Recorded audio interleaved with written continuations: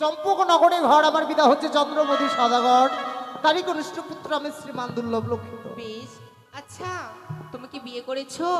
একই কথা তুমি শোনালে? বিয়ে এমন কি বস্তু, গাছের ফল নাই নদীর জল? বিয়ে কি খাওয়া যায় না পড়া যায়? তোমার ভাষা যে আমি ঠিক বুঝতে পারছি না। এ কি, তুমি বিয়ে মানে জানো না? না গো, এমন কি বস্তু? বিয়ে মানে হচ্ছে যে আমার মতন সুন্দরী লাভ করতে পারবে, আর তোমার বাম পাশে অর্ধাঙ্গিনী রূপে দাঁড়িয়ে থাকবে। তাই নাকি? হ্যাঁ। এই যে শোনো শোনো, তোমার কথা কিনা আমার এই মাথায় ঢুকছে না। তুমি এই মুহূর্তে আমার পথখানা ছেড়ে দাও না গো, আমার যে বড় বিলম্ব হয়ে যায়। একটি সেই লক্ষিন্দর তাও গৃহে মাঝে ফিরে যাচ্ছে, তাই তো আর বিলম্ব করবো না। এই মুহূর্তে লক্ষিন্দরের আমি গায়ে দিব কাম ভাব। সে সুন্দরীকে দেখার পরে বারবার যেন তার কথা আমার মনে পড়ে যাচ্ছে। জানি না তার সঙ্গে আমার গত জন্মে কোনো সম্পর্ক ছিল নাকি, না হলে কেন তার কথা এমনি ভাবে আমার বারবার মনে পড়ে যাচ্ছে। তাই এই মুহূর্তে রাজপ্রাসাদে না গিয়ে সুন্দরীর নিকট আমি ছুটে যাব। সুন্দরীকে যদি হারিয়ে ফেলি কখনো আর সুন্দরীকে কাছে পাবো না, আমি ছুটে যাব সুন্দরীর নিকটে। বলি সুন্দরী, এ কি? দাঁড়াও, তুমি আবার ফিরে আসলে কেন? জানো সুন্দরী, তোমাকে দেখার পরে আমি যেন গৃহ মাঝে ফিরে যেতে পারলাম না গো। কেন? বারবার যেন তোমার কথা আমার মনে পড়ে যাচ্ছে। জানি না তোমার সঙ্গে হয়তো আমার গত জন্মে কোনো সম্পর্ক ছিল, না হলে কেন এমনি ভাবে তোমার কথা আমার বারবার মনে পড়ছে। এ কি বলছো? তাই জানো সোনা, বলো। তোমাকে দেখার পরে আমি যে তোমায় ভালোবেসে ফেলেছি। এ কি বলছো তুমি? আমার এই মনো প্রাণ চায় তোমাকে সারা জীবনের মতো আমারই কাছে পেতে। না, এ কি বলছো তুমি? না না, আমার কাছে এসো না। তবে শোনো, তোমাকে পাওয়ার জন্য আমায় এমন কি করতে হবে? এমন কি করতে হবে? আমাকে যদি পেতে চাও, তোমাদের রয়েছে সেই গোসা মন্দির।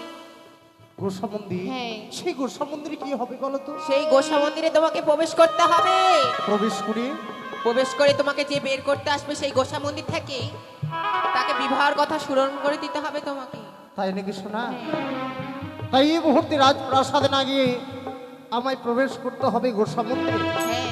গোসা মন্দিরে প্রবেশ করা মাত্র যে আমায় নিতে আসবে তাকে আমার বিয়ের কথা আমি স্মরণ করে দেব। সত্যই। তাই যদি হয় তোমার কথা মেনে ছুটে যাবো আমি এই মুহূর্তে গোসা মন্দিরে। তাই তো লক্ষিন্দরকে আমি কাম ভাব নিবেগ করে বিয়ের কথা স্মরণ করে দিয়েছি। তাই তো আমার কার্য মতন সেই চলে গেছে সেই গোসা মন্দিরে। তাহলে আমি হতে পারবো বিশ্ব মাঝের বিশ্ববলিতা। তাই তো আর বিলম্ব করবো না, এই মুহূর্তে আমি সুযোগ হাতে চলে যাব।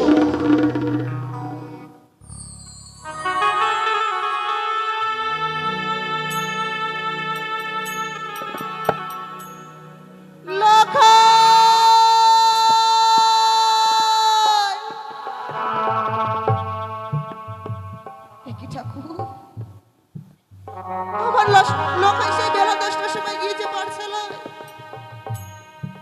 সে যে এখনো ফিরে আসছে না। কোথায় লুকিয়ে রয়েছিস বাবা? আয় না, এসে একবার মামা বলে বুকে জড়িয়ে ধর। তোকে ছাড়া যে আমি এক মুহূর্তে থাকতে পারি না বাবা। অমন ভাবে আর লুকিয়ে থাকিস না। ফিরে আয় লাখাই, ফিরে আয় বাবা।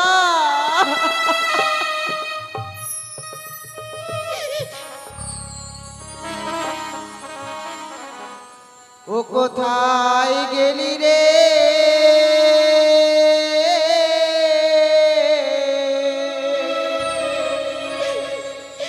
ওরে আমার লখা,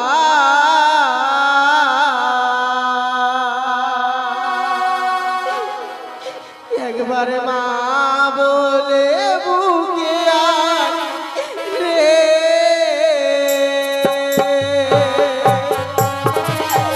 আরে বাবা,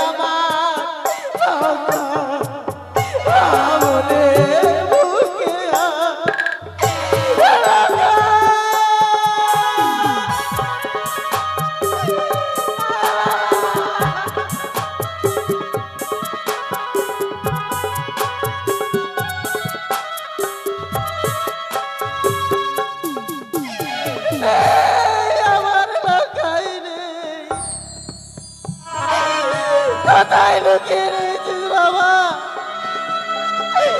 আয় বাবা। একই প্রসাদের মধ্যে আমি কার যেন কান্নার কণ্ঠস্বর শুনতে পাচ্ছি। তবে কি আমার বৌমা কান্না করছে? না না, এ হতে পারে না। কেন কেন আমার বৌমা কান্না করবে? তবু তবু তো মনে হচ্ছে আমার বৌমার কণ্ঠস্বর ভেসে আসছে। না না, আমি বিলম্ব করবো না, এই মধ্যে প্রাসাদে প্রবেশ করে দেখবো কে কে সমান ভাবে কান্না করছে। ফিরে আয় বাবা, মায়ের মুখ খালি করে আর অমনি ভাবে লুকিয়ে থাকিস নি।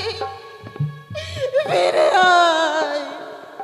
বৌমা, কি বৌমা, মন্ত্রী কাকু?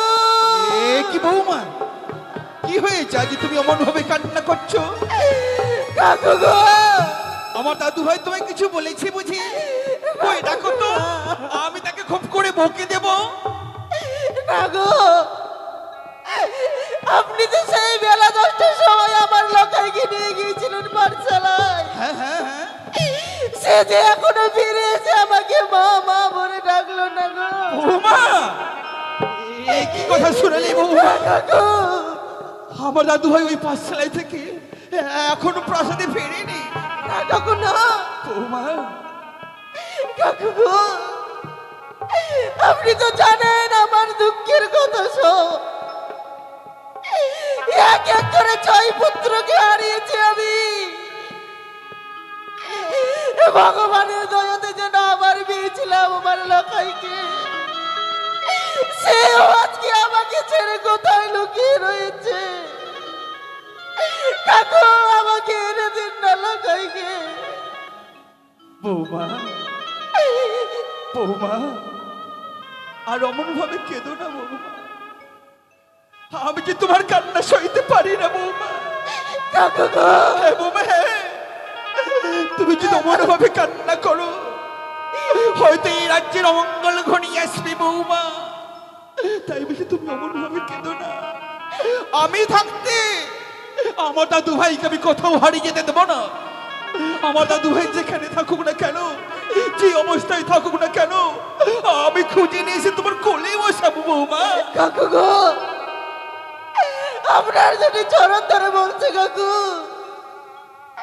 আমার লোকাইকে ফিরিয়ে দিন, আমার লোকাইকে ফিরিয়ে দিন। বেশ বেশ বৌমা, বেশ, আমি যাবো। আমি এই মুহূর্তে ছুটে যাবো আমাদের চম্পলা নগরে। কোথায় রয়েছে আমার দাদু ভাই, আমি তাকে খুঁজে নিয়ে আসবো বৌমা, আমি তাকে খুঁজে নিয়ে আসবো। বেশ কাকু। তবে বৌমা, যাওয়ার পথে আমি তোমায় একটি কথা বলে যাই। বলুন কাকু, কি বলবেন বলুন। তুমি আর অমন ভাবে কাঁদবে না বলো। আমি কাঁদবো না কাকু, শুধুমাত্র আমার লোকাইকে আমার কাছে এনে দিন, তাহলে আমি আর কাঁদবো না গো। বেশ বেশ বৌমা, বেশ, আমি আর বিলম্ব করবো না। হয়তো আমার দাদু ভাই পথ হারিয়ে অন্য পথে চলে যাচ্ছে। ওই তো আমার দাদু ভাই, বলে দাদু ভাই। চলে গেল, মন্ত্রী কাকু যেন কাঁদতে কাঁদতে চলে গেল। ওগো ঠাকুর, দাও ঠাকুর দাও, যত দুঃখ দেবে দাও, কিন্তু সইবার শক্তিটুকু দিও, সইবার শক্তিটুকু দিও ঠাকুর।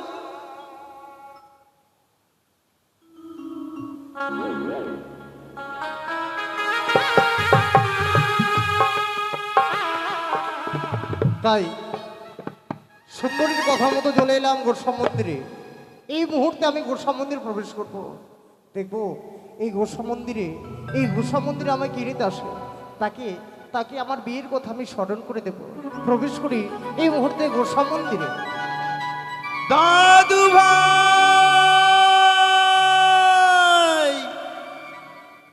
দাদু ভাই, কোথায় রে? হরি দাদু ভাই, একটিবার আমার সম্মুখে আয়। আমি যার পথ চলতে পারছি না রে দাদু ভাই। আমি জানি তুই বড় অভিমানী, তাই অভিমানী করে আর অমন ভাবে লুকিয়ে থাকিস রে। একটিবার আমার সম্মুখে হয়। ও গো চম্পলা মামাসিগণ, আমার দাদু ভাইকে কেউ কোথায় দেখেছো? না, কেউ দেখেনি, কেউ বলতে পারে না আজ আমার দাদু ভাই কোথায়, কেউ বলতে পারে না। হে ঈশ্বর, হে ঠাকুর, আজ তুমি আমায় বলে দাও, আমি কোথায় গেলে আমার দাদু ভাইকে খুঁজে পাবো? তুমি আমায় একটিবার বলে দাও। ওরে দাদু ভাই, আমি যে তোর মাকে কথা দিয়ে এসেছি রে, আমি যে তোকে খুঁজে না পাই, হবে না, হবে না আমার এই প্রাসাদে যাওয়া। তবে কি আমি সত্যি সত্যি তোকে হারিয়ে ফেলবো? না, এ হতে পারে না। এ কি দর্শন করছি আমি? আমাদের গোসামদের দরজা প্রতিদিন খোলা থাকে, তুমি আজ বন্ধ কেন? তবে তবে কি আমার দাদু ভাই ওই গোসামন্ত্রে প্রবেশ করেছে? না, এ হতে পারে না। কেন কেন আমার দাদু ভাই গোসামন্ত্রে প্রবেশ করবে? তবু তো মনে হচ্ছে, মনে হয় আমার দাদু ভাই ওই গোসামন্ত্রে প্রবেশ করেছে। আমি তাকে একটিবার ডাক দিয়ে দেখি, বলি দাদু ভাই। বলি দাদু, আমি গোসামন্দিরে আছি। দাদু ভাই, হ্যাঁ গো। আচ্ছা তুই গোসামন্ত্রে কেন কেন প্রবেশ করেছিস? হাই বেরিয়ে আয় বলছি। অভাবের কারণে এই গোসামন্দিরে আমি প্রবেশ করেছি দাদু। কি বললি? অভাব? সত্যই এমন কি তোর অভাব হয়েছে যে আমার- আমি তোকে পূর্ণ করতে পারিনি? আমার যে মনে বড় অভাব দাদু। মনে অভাব? দাদু ভাই, এমন কি তোর মনে অভাব? দাদু ভাই, শেষ কথা শুনতে গেলে আমার সঙ্গে তোমার 3 সত্যই আবদ্ধ হতে হবে। কি বললি? তাছাড়া তাছাড়া যে তোমাকে আমি বলতে পারবো না গো দাদু। তোর সঙ্গে আমাকে 300 অঙ্গীকার করতে হবে, হ্যাঁ তবে গোসামন্দির দরজা খুলবি, নাহলে খুলবি না। সত্যই দাদু। না দাদু ভাই, আমার কথা বলতে নেই, হাই বেরিয়ে আয় বলছি একটিবার। শোনো দাদু, যতক্ষণ পর্যন্ত তুমি আমার সঙ্গে 3 সত্যই আবদ্ধ না হবে ততক্ষণ পর্যন্ত এই গোসামন্দির দ্বার আমি খুলবো না। বেশ বেশ দাদু ভাই, বেশ। এই পৃথিবীতে আমি সবকিছু হারাতে পারি, কিন্তু তোকে হারাতে পারবো না রে। আমি তোর কথায় রাজি। তবে তবে তুমি আমার সঙ্গে 3 সত্যই আবদ্ধ করবে? বেশ দাদু ভাই, আমি করবো। তবে বলো, বলে 1 সত্য 2 সত্য সত্য দিনবান লক্ষিন্দর যাহা বলিবে পালিবে শত শতবার। এক সত্য দিয়ে সত্য সত্য দিনবান, আমার দাদু ভাই যাহা বলিবে আমি পালিব শত শত আর। আমি আয় জানতাম দাদু ভাই, দাদু, আয়। আমি জানতাম ঠিক তুমি আমার মনের কথা জানতে চাইবে, তুমি আমার সঙ্গে 3 সত্যই আবদ্ধ হবে। তবে দাদু আর বিলম্ব নয়, এই মুহূর্তে আমি গোসামন্দিরের দ্বারখানা খুলে দিচ্ছি। আয় বেরিয়ে আয়। এই কি দাদু ভাই, তোর মুখখানা যেন শুকিয়ে গেছে রে। আয় একটিবার আমার দাদু! বাবুকে আয়। আহ, আমার প্রাণখানা জুড়িয়ে গেল রে। দাদু ভাই, তুমি কাঁদছিলে দাদু?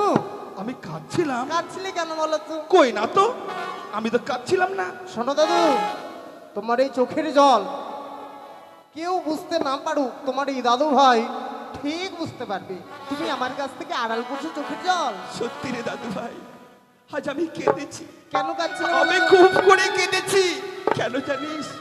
তোকে হারাবার ভয়। আমার মনে ভয় হয়েছিল, আজ বুঝে তোকে আমি হারিয়ে ফেললাম। তুমি আমায় খুব তাই ভালো- ওই বটবৃক্ষের ছায়ায় বসে বসে আমি অনেক কেঁদেছি রে। দাদু। তবে দাদু ভাই, তুমি আমায় বড় ভালোবাসো না বলো? হ্যাঁ দাদু ভাই, দাদু, আমি তোকে বড় ভালোবাসি। আমিও তোমাকে খুব ভালোবাসি। আমার প্রাণের চেয়েও তোকে বেশি ভালোবাসি রে। কিন্তু দাদু, তুমি আমার মনের কথাগুলো জানতে চাইবে না বলো তো? তোর মনের কথা? হ্যাঁ হ্যাঁ, কি যেন বলবি, তোর মনের কথা বল দেখি। শোনো শুনি। দাদু, তুমি কর্ণপাত করে শুনবে, এক এক করে তোমাকে আমি প্রকাশ করে বলবো, কেমন? বেশ, বল না শুনি। চলো, পথে যেতে যেতে এক এক করে আমি সবকিছু খুলে বলবো। বেশ বেশ। শোনো শোনো ওগো দাদু, ওগো দাদু, ওই আমি বলি যে তোমারে, বল না। ওই আমি পাঠশালাতে আর যাবো না দাদু তুমি জানাবে পিতারে আমি পাঠশালাতে আর না যাব দাদু জানাবে পিতারে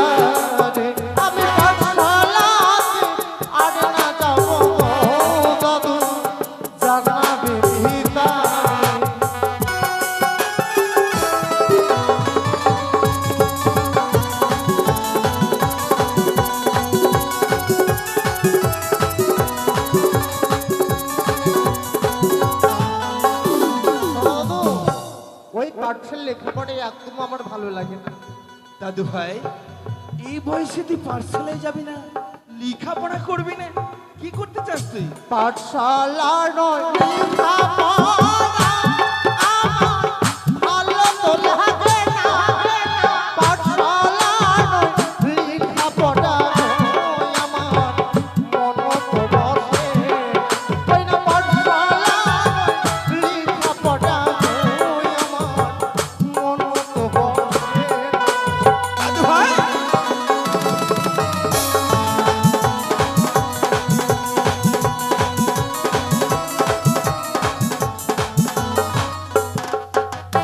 লেখাপড়া ছেড়ে দাদু পড়িতে চাইবি বিয়ের কথা ও গো দাদু ওই আমার জানাবি পিতারে আমার বিয়ের কথা ও গো দাদু ওই আমার জানাবি পিতারে পারবো না রে।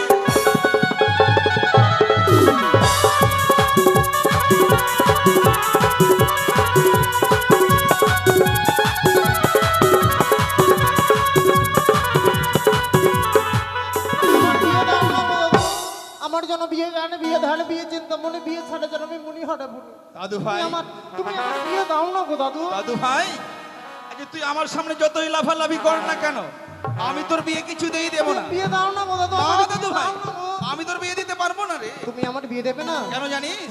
কেন এখনো তো তোর বিয়ের বয়স হয়নি রে।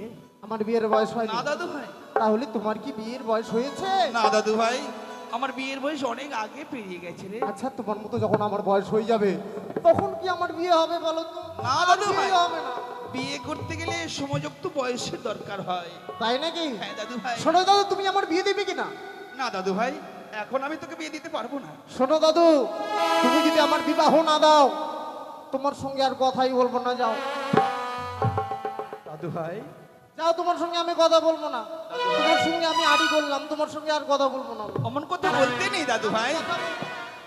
দাদু তুমি আমার বিয়ে দাও না গো দাদু তুমি আমার বিয়ে দাও না গো না দাদু ভাই, এই বয়সে তোকে কি করে বিয়ে দিই আমি? শোনো দাদু তুমি আমার কথা রাখবে না তো তুমি যদি আমার বিবাহ না দাও ওই বই চলেছে গঙ্গার জল সে জলে ঝপ্প দিয়ে আমার এই প্রাণকে আমি বিসর্জন করে দেবো না না দাদু ভাই না,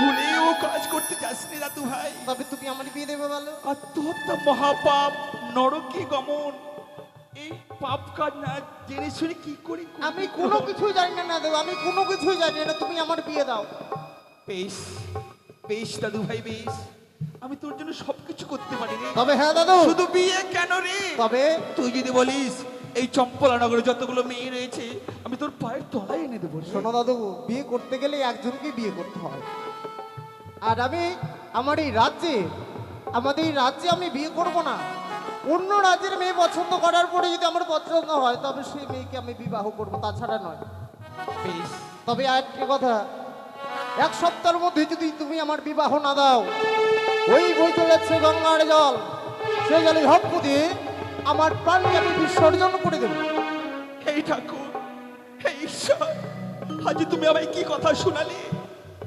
এক সপ্তাহের মধ্যে যদি আমার দাদু ভাইকে বিবাহ না দেওয়া হয়, ওই গঙ্গার জলে প্রাণকে বিসর্জন করে দেবে। আমি পারবো না, আমি আমার দাদু ভাইকে হারিয়ে থাকতে পারবো না। তবে তবে এই কথা সদাগর মশাইকে জানাতে হবে। কোথায় কোথায় রয়েছে সদাগর মশাই? জয় শিব শম্ভো, জয় শিব শম্ভো,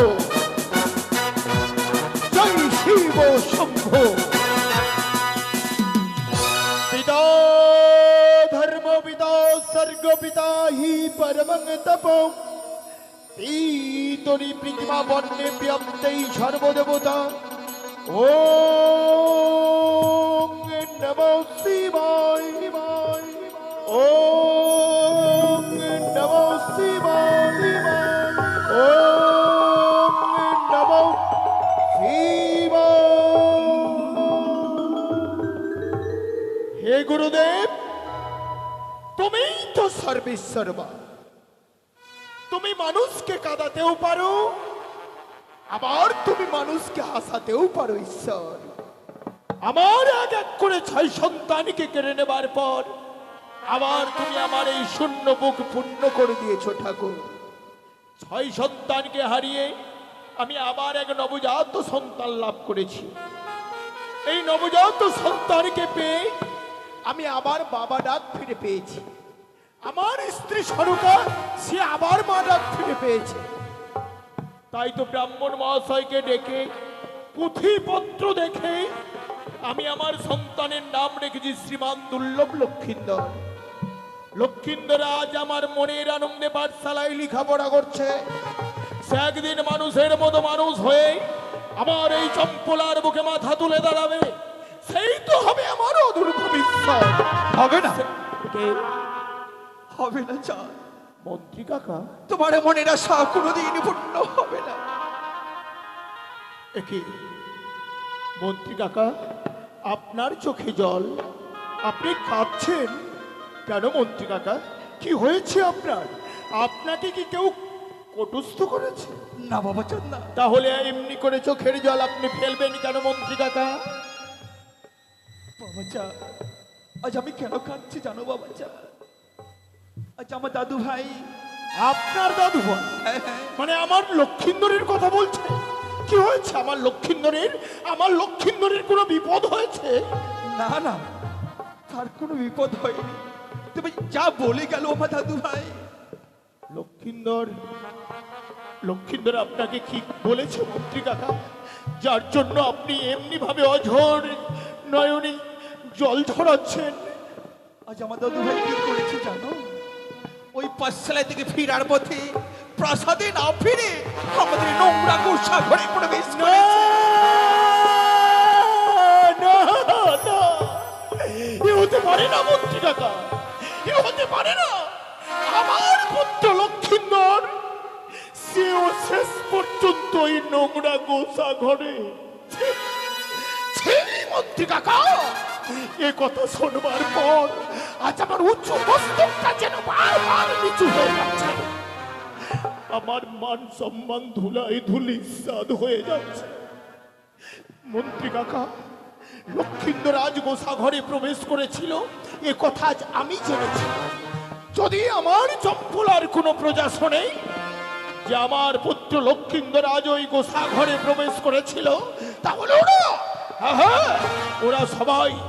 ওরা সবাই আমাকে আঙুল দেখিয়ে তিরস্কার করে বলবে চম্পলার অদুস্তর চাঁদ তার নিজের সন্তানের অভাব মেটাতে পারে না বলে তার সন্তান গোসা ঘরে প্রবেশ করেছে। মন্ত্রী কাকা, আমি ধনের অধীশ্বর, পানি এবং শ্রেষ্ঠ সওদাগর আমি। আমার আতালের ধনে পাতালে শুকায়, সোনার কুম্ভ ভূমিতে গড়াগড়ি খায়। আমার সন্তানের কিসের এমন অভাব হয়েছে যা আমি পূর্ণ করতে পারিনি বলে সে আজ ওই নোংরা গোসা ঘরে প্রবেশ করেছিল। তার মনে বড় অভাব। হ্যাঁ হ্যাঁ, আমার লক্ষিন্দরের মনের অভাব কি চাই? সে লেখাপড়া করতে চায় না। কিন্তু কেন? এই নবীন বয়সে লক্ষিন্দর যদি আমার লেখাপড়া না করে, তাহলে কি করে সে উচ্চ শিক্ষায় শিক্ষিত হয়ে মানুষের মতো মানুষ হয়ে আমার চম্পলার বুকে মাথা তুলে দাঁড়াতে পারবে?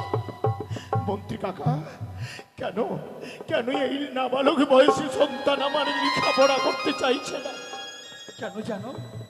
আজ আমার দাদু ভাই বিয়ের জন্য উন্মাদ হয়ে পড়েছে। লক্ষ্মীন্দর বিয়ে করতে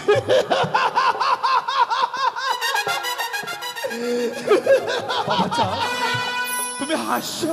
আসবো না? আমি তো ভাবতেই পারিনি মন্ত্রী কাকা, আমি তো ভাবতেই পারিনি যে আপনি এতক্ষণ ধরে আমার সঙ্গে রহস্য করছিলেন। না বাবাচা না। কিন্তু এই রহস্য ছাড়া আর কি হতে পারে মন্ত্রী কাকা? লক্ষ্মীন্দর আমার বয়সে নবীন, এই নবীন বয়সে তো সে বিয়ে বলে উন্মাদ হতে পারে না। না বাবাচা, আমার দাদু ভাই যাহা বলে গেল আমি তাই বলছি। আমি বিশ্বাস করি না, আমি বিশ্বাস করি না যে আমার নাবালক সন্তান এই নাবালক বয়সে বিয়ে বলে উন্মাদ হতে পারে। আমার মনে বলছে সন্তান আমার বিয়ে বলে উন্মাদ হয়নি। আপনি আপনি বোধহয় ষড়যন্ত্র করে আমার লক্ষ্মীন্দরকে বিয়ে বলে উন্মাদ করিয়েছেন, তাই না?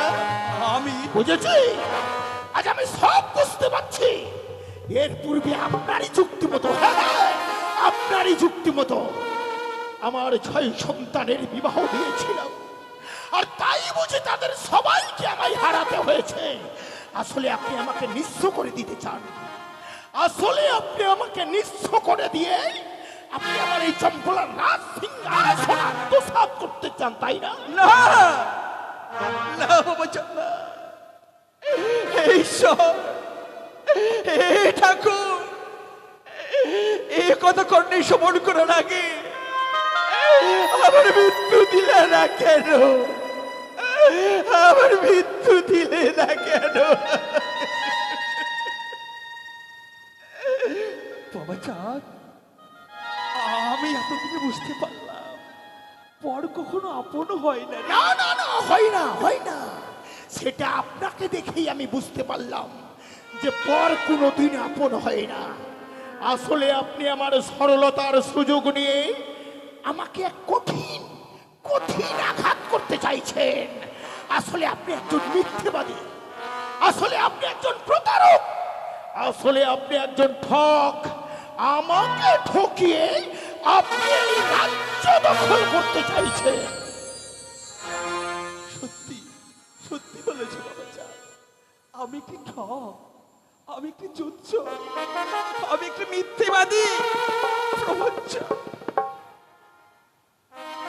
আমি জীবনে কোনো কিছু চাই, আমি না চাইতে তুমি যা আমাকে দিলে, আমার সারা জন্মের পাওয়া আমি পেয়ে গেছি বাবাচা, আমি পেয়ে গেছি। আমার আজও মনে পড়ে বাবাচা, কি জানো, একদিন তোমার পিতা তোমার এই কচি কচি হাত দুটো আমার হস্তে তুলে দিয়ে বলেছিল, মন্ত্রী মহাশয়, আমার পুত্রকে মানুষের মতো মানুষ করে রাজ্য সিংহাসনে বসায়ো, রাজ্য পরিচালনা করা শেখায়ো। হ্যাঁ হ্যাঁ, আজ তুমি বড় হয়ে গেছো, রাজ্য পরিচালনা করা শিখে গেছো, আমার তো কোনো দরকার নেই, তাই না? বেশ, আমি চলে যাচ্ছি, আমি চলে যাচ্ছি। থাকলো তোমার এই মন্ত্রিত্ব, থাকলো তোমার এই রাজ্য, আমার দুর্নয়ন যেদিকে যাবে আমি সেদিকেই চলে যাব। দাঁড়ান দাঁড়ান মন্ত্রী কাকা, আমার কথাগুলো শুনে প্রাসাদ ছেড়ে চলে যেতে চাইছেন, তাই না? কিন্তু এই প্রাসাদ ছেড়ে যাবার আগে আপনি আমার একটি কথার জবাব দিয়ে যান তো মন্ত্রী কাকা। যদি কোনো পুত্র, যদি কখনো কোনো পুত্র তার পিতার কাছে কখনো কোনো ভুল করে বসে, তাহলে কি পিতা হয়ে পুত্রকে ক্ষমা করে দেওয়া যায় না মন্ত্রী কাকা? যাই বাবা যাই, অবোধ সন্তান মা বাবার বুকে কত লাথি মারে, তুমি কি মা বাবা রাগ করে? করে না রে। আমি জানি মন্ত্রী কাকা, আমি জানি আপনি আমার কঠিন কথাই বড় আঘাত পেয়েছেন, কিন্তু আপনি তো আমার পিতৃ সমতুল্য, আপনি তো আমার পিতার আমল থেকে এই চম্পলায় মন্ত্রিত্ব করছেন। আমার পিতার অবর্তমানে আমি তো আপনাকেই আমার পিতৃ আসনে ঠাঁই দিয়েছি, তবে কি আপনি আমায় ক্ষমা করতে পারেন না মন্ত্রী কাকা? বাবা যা, আমি তোকে তো পূর্বেই ক্ষমা করে দিয়েছি। কিন্তু বলুন তো মন্ত্রী কাকা, আপনি বলুন তো, কে তুলে দিল আমার নাবালক সন্তানের কর্ণে এই বিয়ের মহামন্ত্র? কেন কেন এই নাবালক বয়সে সন্তান আমার বিয়ে বলে উদ্বাদ হলো? আমি জানি না, আমি কিছু জানি না বাবা যা, আজ কেন আমার দাদু ভাই বিয়ের জন্য উন্মাদ হয়ে পড়েছে, আমি কিছু জানি না। মন্ত্রী কাকা, নিশ্চয়ই আর মাঝে কোন ষড়যন্ত্র রয়েছে। ষড়যন্ত্র? হ্যাঁ, ষড়যন্ত্র। আপনার মনে পড়ে সেই দুলালী ধাত্রীমার কথা? একদিন ধাত্রীমা আমার রাজগৃহে এসে বলেছিল যে সওদাগর মহাশয়, দ্বাদশ বৎসরের মধ্যে লক্ষিন্দরের বিবাহ দিলে বিবাহ নিশীতে বাসর ঘরে ওই পদ্মার নাগে নাকি আমার লক্ষিন্দরকে দর্শন করবে। এ কথা বলতে বলতেই ধাত্রী মামার চণ্ডী মণ্ডপের সামনে শিলায় পরিণত হয়ে গেল। এখনো ধাত্রী মামার চণ্ডী মণ্ডপের সামনে শিলায় পরিণত হয়ে আছে মন্ত্রী কাকা। যতবার ওই শিলায় স্তূপ দর্শন করি, বারবার মনে পড়ে যায় ওই দুলালী ধাত্রীমার কথা। আপনি বলুন না, আপনি বলুন, সবকিছু জানবার পরেও আমি কি করে দ্বাদশ বৎসরের মধ্যে লক্ষিন্দরের বিবাহ দেব? লক্ষিন্দরের এখনো দ্বাদশ বৎসর পূর্ণ হয়নি। লক্ষিন্দর আমার সবে মাত্র একাদশ বৎসর বয়সে পদার্পণ করেছে। এই বয়সে তো আমি লক্ষিন্দরের বিয়ে দিতে পারি না মন্ত্রী কাকা। বাবা যা, আমার আজও মনে পড়ে সেই দিনের কথাগুলো, আমি এখনো ভুলিনি। তবে আমার দাদু ভাই যাহা বলে গেল, এক সপ্তাহের মধ্যে তা যদি বিবাহ না দেওয়া হয়, ওই গঙ্গার জলে প্রাণকে বিসর্জন করে দেবে। না, এ হতে পারে না মন্ত্রী কাকা, এ হতে পারে না। আমার বংশের শেষ প্রদীপ এমনি ভাবে অকালে নিভে যেতে পারে না। আমি তাকে নিভে যেতে দেব না। মন্ত্রী কাকা, আপনি তো আমার পিতৃসম, আপনার কাছে কি এমন কোনো যুক্তি নেই যে যুক্তি দিয়ে আমার লক্ষিন্দরের বিয়ের কথা ভুলিয়ে দেওয়া যায়? আছে বাবা যা, আমার কাছে অনেক যুক্তি রয়েছে। তাহলে বলুন না, চুপ করে থাকবেন না, বলুন কি করে আমরা লক্ষিন্দরের বিয়ের কথা ভোলাতে পারবো? তবে কিছু অর্থের প্রয়োজন বাবা। অর্থ নিয়ে আপনি চিন্তা করবেন না মন্ত্রী কাকা, শুধু বলুন আমাকে কি করতে হবে। তোমায় কিছু করতে হবে না, সেই অর্থ নিয়ে আমি ছুটে যাবো উড়িষ্যার কটক শহরে। কটক শহর? হ্যাঁ, কিন্তু সেখানে গিয়ে কি হবে? সেখানে গিয়ে স্বর্ণগিরিবাজ পায়রা নিয়ে এসে আমার দাদু ভাইয়ের হস্তে তুলে দেবো। সেই পায়রা নিয়ে খেলা করতে করতে ভুলে যাবে সে বিয়ের কথা, আবার করবে সে লেখাপড়া। উত্তম, উত্তম যুক্তি। আর বিলম্ব নয় মন্ত্রী কাকা, যত অর্থের প্রয়োজন আপনি অর্থ ভান্ডার থেকে নিয়ে ছুটে যান উড়িষ্যার কটক শহরে। কটক শহরের যেই প্রান্তেই থাক সেই স্বর্ণগিরিবাজ পায়রা আপনি ক্রয় করে নিয়ে এসে আমার লক্ষিন্দরের হস্তে তুলে দিন। বেশ বেশ বাবা যাতে বেশ, আমি আর বিলম্ব করব না, আমি এই মধ্যে ছুটে যাবো উড়িষ্যার কটক শহরে।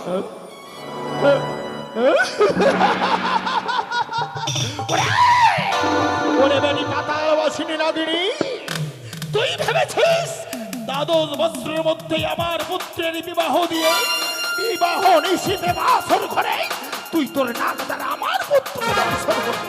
কিন্তু না, আমি তোর আশার বাসা ভেঙে দেব। আমি তোকে কোনোদিন বিশ্ব মাঝে বিশ্ব পূজিতা হতে দেব না। যাই করেই হোক, ছলে বলে করে কৌশলে আমি লক্ষিন্দরের বিয়ের কথা ভোলাবই।